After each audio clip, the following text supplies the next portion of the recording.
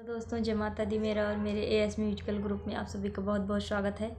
तो एक मैं बहुत ही प्यारा नाच गीत लेके आई हूँ, जैसा होगा आप लोग कमेंट में ज़रूर बताइएगा। खाई ले मवा बहाई देहले की सुली दगवा पड़ गई ना। अरे खाई ले मवा बहाई देहले की सुली दगवा पड़ गई ना। हमरी धानी रंग चुनरिया दगवा पड़ गई ना। हमरी धानी रंग चुनरिया दगवा पड़ गई ना।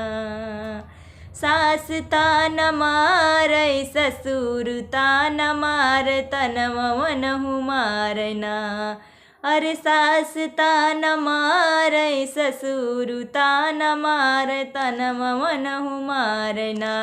जेकर सथवा सिंदूर दनवा तनवा मनहु मारना। जेकर सथवा सिंदूर दनवा तनवा मनहु मारना। अरे खाई ले लिया मवा बहाई देहली की सुली दगवा पड़ गई ना। अरे खाई ले लिया मवा बहाई देहली की सुली दगवा पड़ गई ना। हमरी धानी रंग चुनरिया दगवा पड़ गई ना। जेठ तान मारै जेठानी तान मार तनवा मनहु मारना। अरे जेठ तान मारै जेठानी तान मार तनवा मनहु मारना। जेकर सथवा सिंदूर दनवा तनवा मनहु मारना। जेकर सथवा सिंदूर दनवा तनवा मनहु मारना। अरे खाई ले लिया मवा बहाई देहली की सुली दगवा पड़ गई ना।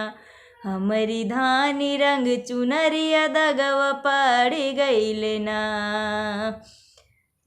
देवर तान मारै देवरानी तान मार तनवा मनहु मारना। अरे देवर तान मारै देवरानी तान मार तनवा मनहु मारना। जेकर सथवा सिंदूर दनवा तनवा मनहु मारना।